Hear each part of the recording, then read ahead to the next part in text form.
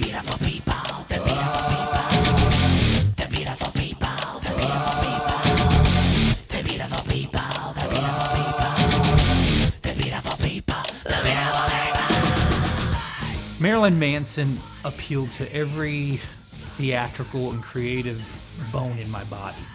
He was rock and roll. He was theatrical. He was outrageous. He also happened to be very satanic.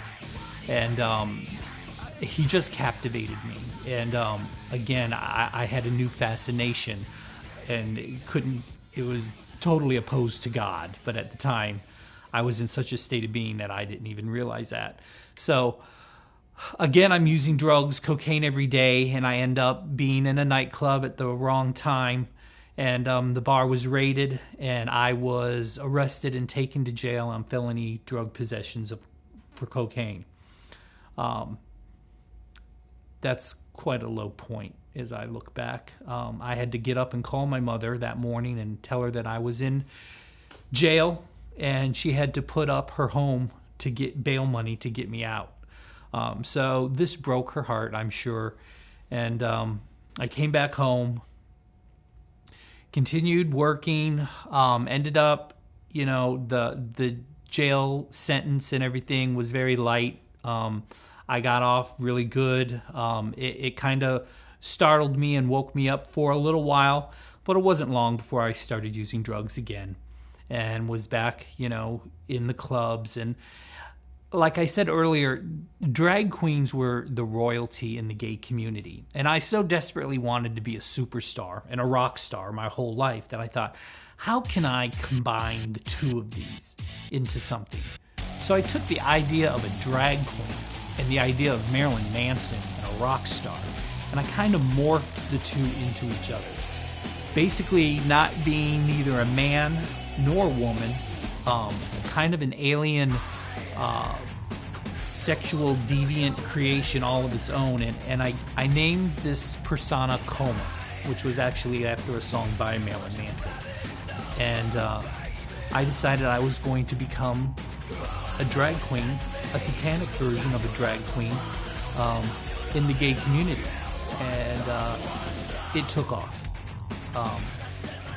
I started touring all over the country.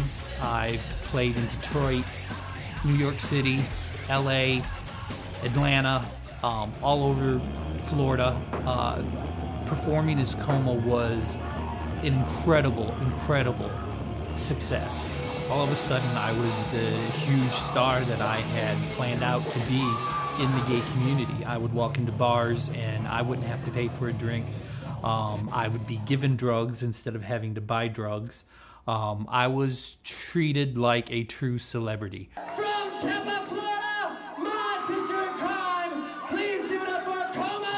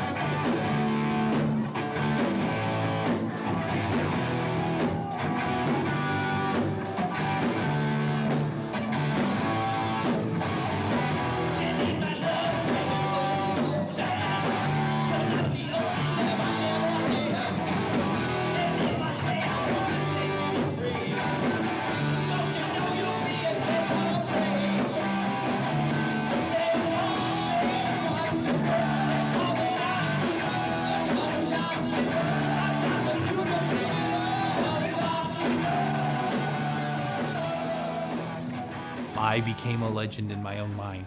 And the more and more popular I became, the more and more twisted I became, to where I would mock God on stage. God's voice now was getting more and more distant. I couldn't hear him so much. I didn't think about him as much. I was just deep into the world of being a drag queen and just living for myself in every manner, just pleasing myself, giving me everything I wanted. I was making so much money in my day job as an interior designer. and then working 4 or 5 nights a week performing as COMA and bringing in $1,000 just in doing that. I just had so much money, and it all went straight up my nose. I lived in a beautiful home in South Tampa with a swimming pool. I had my own television spot on TV doing trend reports and telling people what was new and cutting edge in interior design. And then at night I was this abomination named COMA. And this went on for quite some time, and till I got some news that my mother was not doing very well, and she had moved to Michigan to be back with my sister. And I had to fly home, and I was back home in Michigan for 2 days, and my mother passed away.